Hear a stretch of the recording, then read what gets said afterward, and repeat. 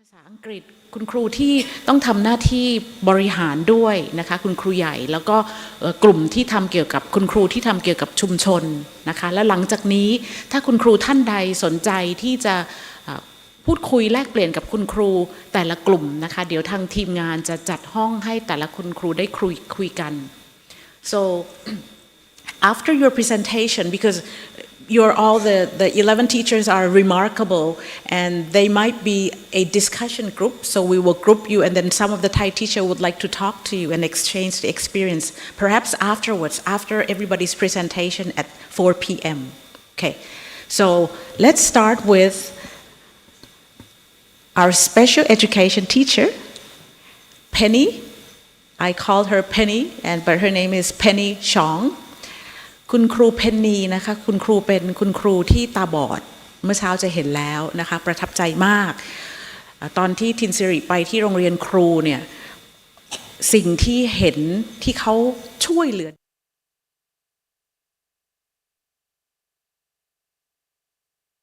คนแต่สิ่งที่เขาเอื้อให้เด็กพิเศษสามารถเรียนรวมได้กับเด็กปกติเนี่ยอันเนี้ยมันมหัศจรรย์มากคือเขาจะไม่ทิ้งใครไว้ข้างหลังตามนโยบายของกระทรวงศึกษานะคะแล้วเพนนีเนี่ยมีพลังใจมาก she's very passionate and very determined อันนึงขอเล่าระหว่างที่เขาเตรียมพร้อมคุณครูเพนนีตอนเด็กๆความที่ตาก็บอดตั้งแต่ตอนประมาณ 8-9 ขวบนะคะแต่ว่าอยากจะเด็กเล่นเหมือนกับเพื่อนๆคนอื่นก็บอกพ่อบอกว่าขอไปวิ่งแข่งกับเพื่อนๆเพราะว่าเขาจะมีแข่งนึกถึงกีฬาสีใช่ไหมคะก็อยากจะลงเล่นกีฬาสีด้วยแต่ทำยังไงตัวเองตาบอดก็ชวนพ่อบอกว่าพ่ออยากจะวิ่งแข่งด้วยพ่อวิ่งเป็นเพื่อนหน่อยพ่อก็วิ่งไปด้วยแล้วก็วิ่งเข้าเส้นชัยพร้อมลูกกับพ่อสวยงามมากในสิ่งที่พ่อสร้างความมั่นใจให้กับลูกว่าถึงแม้จะตาบอดแต่อย่างน้อยๆลูกสามารถทำได้เหมือนเด็กปกติแล้วหลังจากนั้นความมั่นใจทุกอย่างเขาก็เพิ่มขึ้นมาจนมาถึงปัจจุบันนี้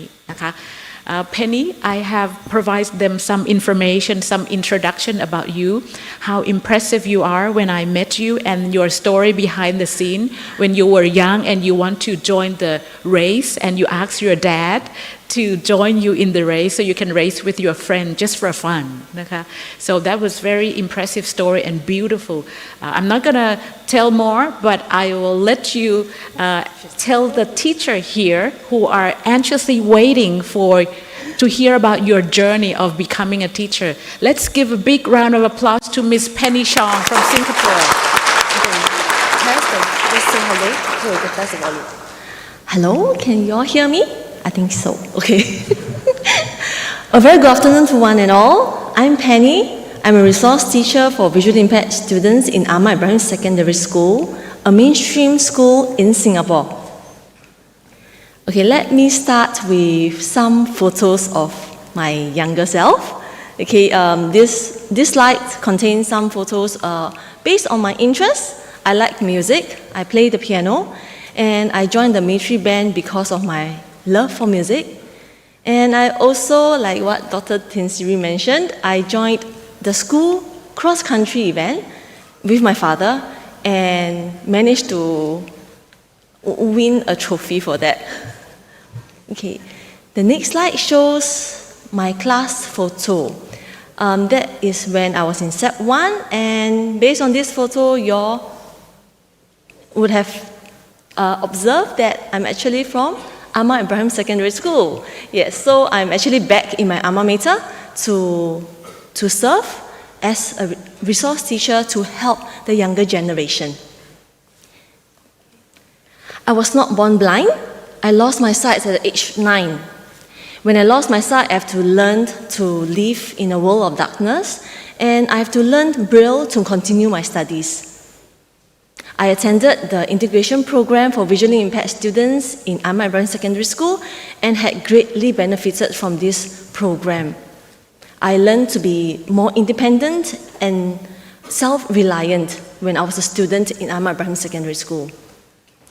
My belief: social impairment is not a hindrance but a challenge. This I really hold very close to my heart because I believe with proper training and opportunities, my students are able to overcome challenges in their life. Mr. Chia Ming An, who was the second principal of Ahmad Ibrahim Secondary School, believed in an open education for visually impaired people.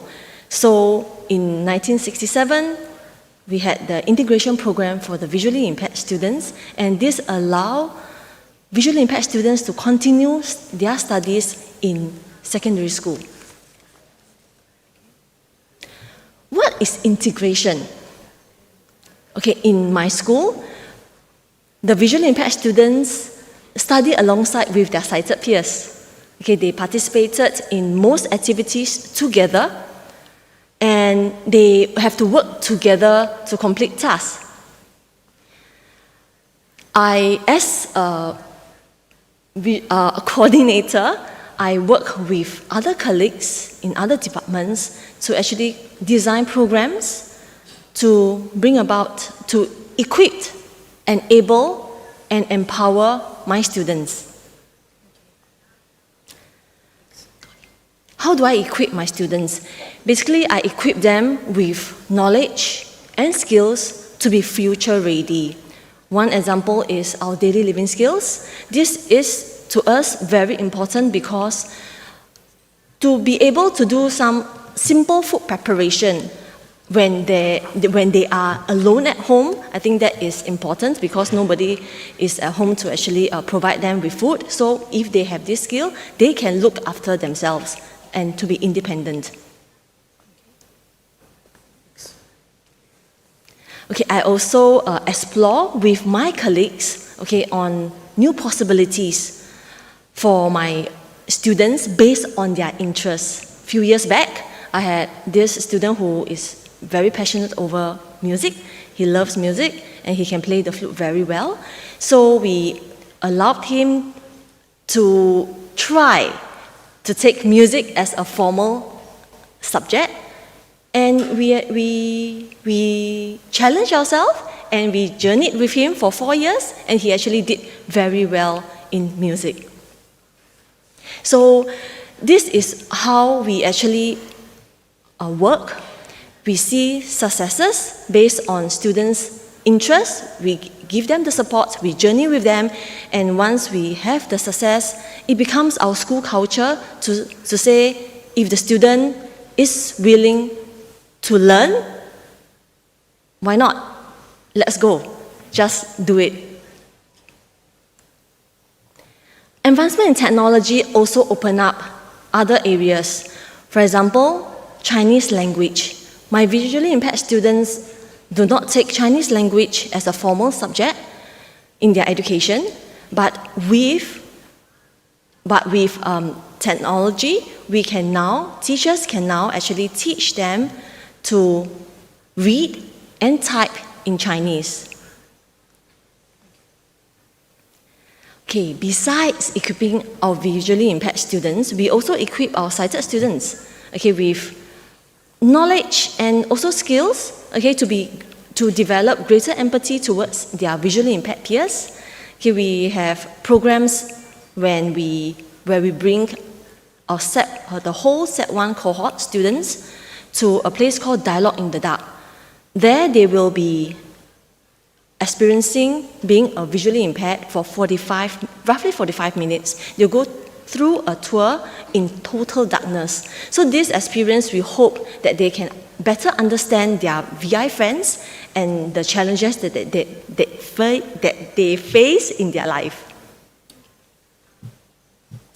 Enabling our sighted students and VI students to have a stronger relationship. Okay, one such programs that we have is our outdoor learning experience, which is our signature program in our school. Okay, we do some program adaptations so that both the VI students and sighted students can come together and work together. Previously, our VI students do not participate in the mainstream OLE. Yeah, they do separately. But since 2019, okay, we decided to challenge ourselves. And after some discussion with the relevant departments, we decided to include 2 of our VI students into the mainstream OLE. Of course, there are some adaptations to be made, but they are able to actually participate in all activities together with their sighted friends. In this slide, you can see one of my students, Bo Sheng. He did the water confidence activity. This really requires a lot of trust, trust from his friends. So they did it, and it was a wonderful experience for all.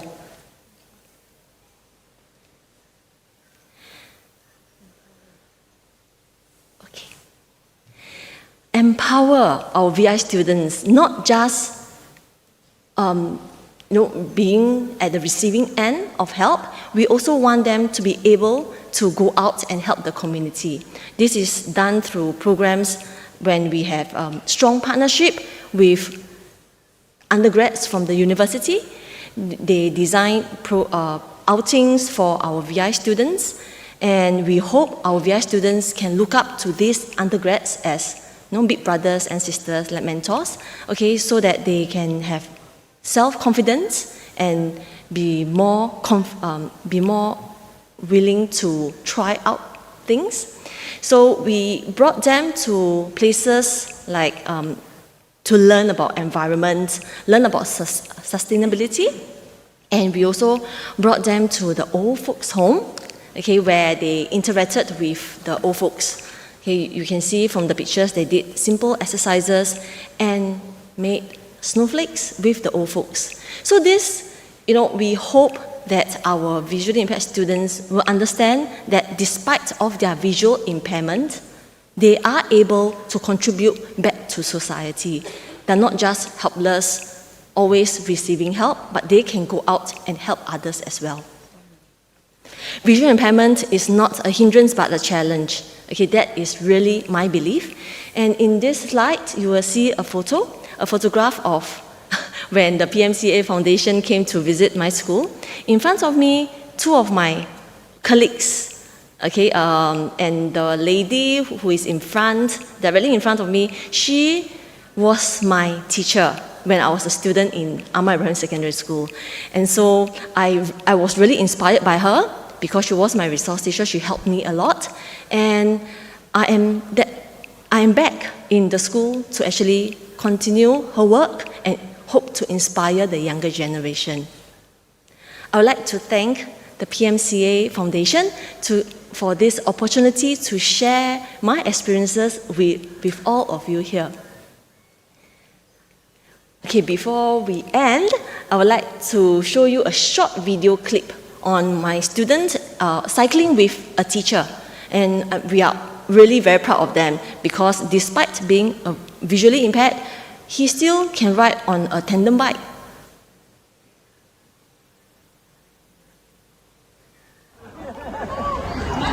Yay! Okay, thank you very much for your kind attention.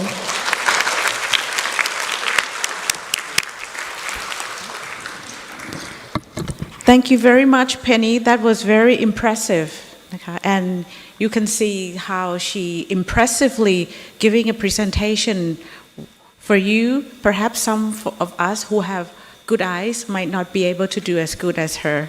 ใช่ไหมคะอาจารย์เห็นใช่ไหมคะว่าครูเพนนีนี่มีความเชื่อว่าถึงคนตามองไม่เห็นก็ไม่ได้เป็นอุปสรรคในการที่จะทำอะไรใช่ไหมคะคุณครูอาจารย์เห็นที่กระดาษอยู่บนตักแล้วก็มือทำอย่างนั้นคืออ่านภาษาเบรลล์เป็นการเตรียม PowerPoint มาโดยใช้ภาษาเบรลล์อ่านไปเรื่อยๆแล้วก็รู้แล้วก็สิ่งที่คุณครูประทับใจแล้วก็อยากจะให้เด็กนักเรียนของคุณครูเนี่ยเรียนรวมก็คือว่าตอนที่ตัวเองเริ่มตาไม่ดีมองไม่เห็นก็ได้คุณครูคนหนึ่งที่ชี้คนสุดท้ายช่วยเอาหนังสือมาแปลเป็นภาษาเบรลล์ให้ก็เลยประทับใจก็บอกว่าฉันจะต้องช่วยเด็กต่อไปก็เลยกลับมาเป็นนักเรียนเป็นคุณครูสอนอยู่โรงเรียนนี้แล้วก็ช่วยต่อไปถ้าคุณครูได้แรงใจจากคุณครูเพนนีนะคะอย่าทิ้งเด็กคนไหนไว้ข้างหลัง ช่วยเด็กต่อไปแม้ว่าจะตาดีหรือตาไม่ดีช่วยทุกอย่างที่เราทำได้นะคะอันนั้นก็แรงใจคนหนึ่งนะคะ so that is one of the inspiring stories of Miss Penny or Penny Chong นะคะ and as you can see even though she's visually impaired, but that doesn't stop her for doing anything that she loves. She loves to teach. She loves to encourage the students to be able to function in the society as much as other regular students. So that's one journey only. We still have much more journey for you. Let's now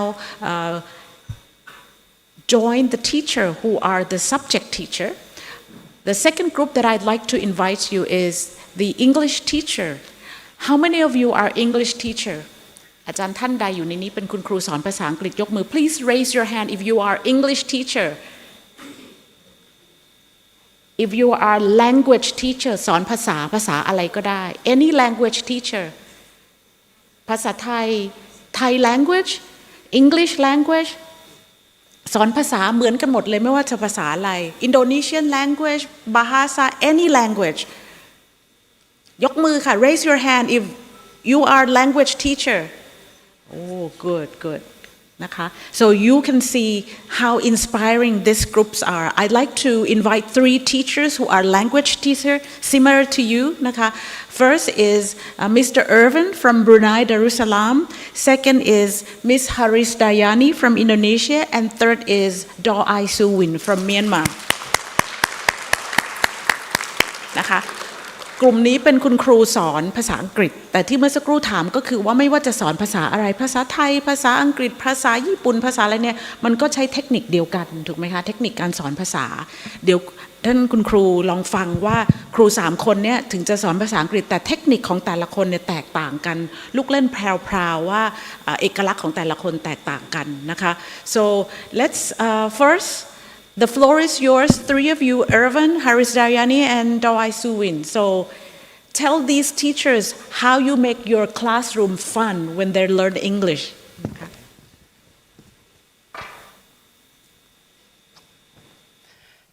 Bismillah ar-Rahman ar-Rahim, the Honorable Dr. Christian Apong, Chairman of PMCA, the Honorable Dr. Shamsia, Permanent Secretary of Ministry of Education, Negara Brunei Darussalam, PMCA Foundation Committees, High Officers and Delegation of Ministry of Education of ASEAN, and Timor Leste, all the 5th PMCA recipients, ladies and gentlemen, Assalamu alaikum, greeting and Sawadee krab.